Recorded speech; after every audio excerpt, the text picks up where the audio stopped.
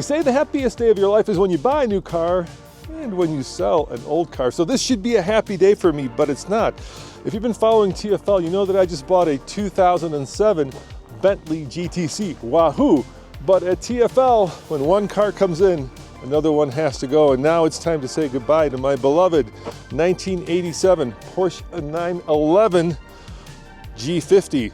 The G50 means it's a G-bodied car, which is air-cooled. In this video, I'm going to tell you exactly how much I paid for it and all the money that I put into it, which is a lot more than I fear it's worth.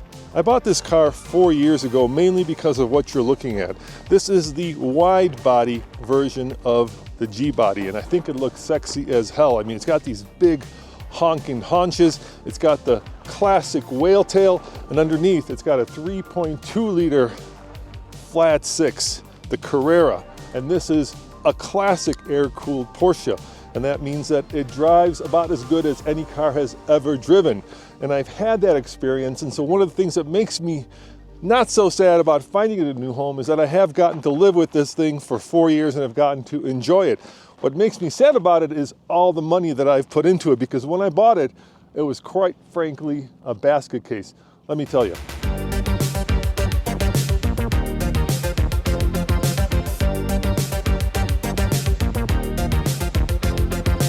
First and foremost, the reason I bought this car, even though it was a basket case, was because of this. I mean, behold, this is a classic Porsche flat boxer 6-cylinder.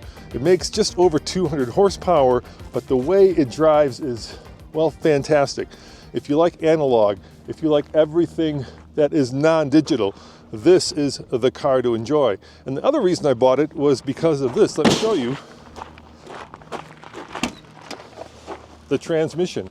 In 1987, Porsche switched to a dogleg left reverse, which is the classic G50 transmission. It was more robust than the 86, and it was a little bit heavier. But all in all, people want the 87 or later G-body cars because of that transmission. And I have to say, it is a pleasure to shift. Also, if you look at the steering wheel, not originally, unfortunately, it does not have power steering. So combined with a flat six, an incredible transmission, and incredible steering, this has got to be one of the most fun cars that I've ever owned, especially when it comes to just pure driving fun. As you can tell, this is a convertible, and that's really where the first issue came in, because when I bought the car, the top was down, and it never occurred to me, I know this is stupid, to try to put it up. So when I brought it home and took it into the garage and tried to put the top up, because it is electric, nothing happened. So I took it to my local Porsche specialist, and it turned out that both motors for the top had actually been broken away from the chassis. So $15,000 later, I had a top that actually worked. Well, sort of kind of worked. And that's just the beginning of this tale of woe. So right now we're at $35,000 plus $15,000 to fix the top. So what is that? 30, 40, $50,000, but there's more. When I bought this car, it has over 98,000 miles on it. The interior was horrible. I mean, you can kind of see the interior, what it looked like over here on the shifter. The whole thing was like that. So I took it to the local upholstery shop and I said, hey, why don't we redo the interior, redo the carpets? And they said, great, that'll be about $10,000. And they looked at the top, not this one, the original one. They said, you want to do the top? And I said, yeah, we should probably do the top. That was another $5,000. So combined, that was another $15,000 to redo the interior and put on a new soft top. So now we're at, I believe, $65,000. Unfortunately, I didn't redo the dashboard. It's still cracked, but for the most part, it's much nicer in here than it was when I bought the car. But there was a problem. Let me show you. The old top was, well, let's call it stretchy. This new top is nice and taut, but that's where the problem came in, because when I took it home, I put the top down and I tried to put it back up, and of course, that broke the motors that are attached to the chassis a second time, so I had to take it back to the shop, have those re-welded. That's another $5,000, and so now we're $70,000 with a top that kind of works intermittently. That's why I don't want to take it down right now. When I bought the car, it had these chrome wheels from the next generation 911, and of course, this would have had Fuchs. And because the interior is white, I figured white Fuchs would look good on it, which I think they do, but those were $2,500 plus the wheels, so now we're at $70,000, let's call it $3,000 with the new Fuchs and the new tires. Now you'll note that this is not the original radio. This is actually a Porsche Classic. It's a modern version of a classic Porsche radio. which is great because not only does it sound good, but it has things like navigation, it has Bluetooth connectivity, which is great. I can also use it for all sorts of media, so I can play podcasts on it. But that little radio is not cheap. That's another $2,000. So if I'm doing my math right, I think we're at $75,000 into this car. And unfortunately, even though the prices of these cars have come up, I think $75,000 is over the market. And if you're curious as to how much I'm going to be selling this for, I'm going to do a link to the local dealer where I put it on consignment. We haven't decided yet how much we're going to sell it for, but it's probably going to be less than 75. And you can see exactly how much it's going for if you're interested in this car. The great news about it is the powertrain is perfect. While the top sort of kind of works, well, the dash is cracked, the powertrain is exceptional, the transmission is exceptional. So if you want a daily driver that's like 90% sorted, this might be the car for you.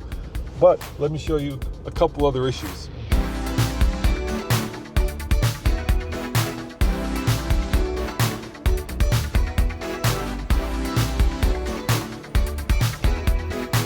One of the issues I've not addressed, and that's why I said it's about 80%, is this. For the most part, the paint on this car is in really good shape, except for right here where it's cracking on the wide body. The good news is that this wide body is metal and not fiberglass, so at some point this may have been either done at the factory or at a dealership or perhaps aftermarket. I really don't know. I've never figured that out, but I do love the look of it. It does give it a really powerful and interesting stance, at least in my opinion. Now at this point you may be wondering to yourself, Roman, why would I be interested in buying a car that's, let's say, 80% sorted, that you put more money into than it's worth? And the reason is simple. I've bought a lot of classic cars over the last 15 years, and having been to Pebble Beach recently, even the nicest cars at Pebble Beach probably have 7 or 8 issues. I don't think there is such a thing as a classic car that is completely sorted. It's just not the way these cars work. This is actually a 1987 car, and when you think about that, that's 40 years of parts that, you know, are incredible and beautiful, but at the same time 40 years old. So things are going to break, and I think if you understand that about classic cars, you'll understand that a driver like this, especially with a really great powertrain, is worth all of the little, I'm going to call them niggles, that perhaps aren't perfect about it. And let me show you what that really means when you get behind the wheel.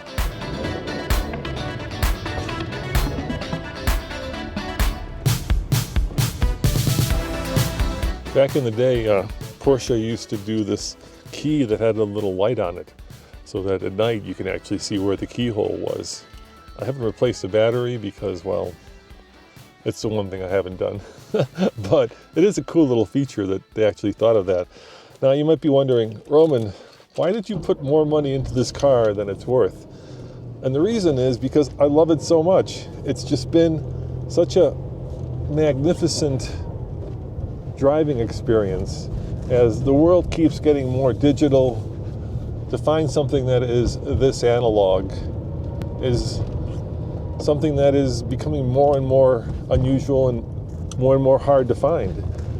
And I think for Porsche, the G50 in a lot of ways represented the pinnacle of the 911 until, of course, that point. Of course, today's 911s are much more sorted. As you know, we just owned a 911 Targa C4, which had more horsepower, more technology, more everything, you know, heated seats, heated steering wheel, all the things that I could only dream of back in the 80s. But did it have a better driving experience? Was it more fun to drive? Well, maybe the answer to that question is simple.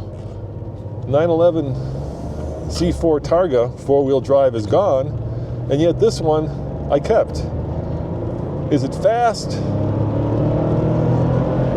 Hell yeah, it's fast. Well, at least fast for 1987. But more importantly, it's just so engaging. This car is directly tapped into my brain when it comes to the driving experience. When I go around a corner, I can feel the tires and the grip.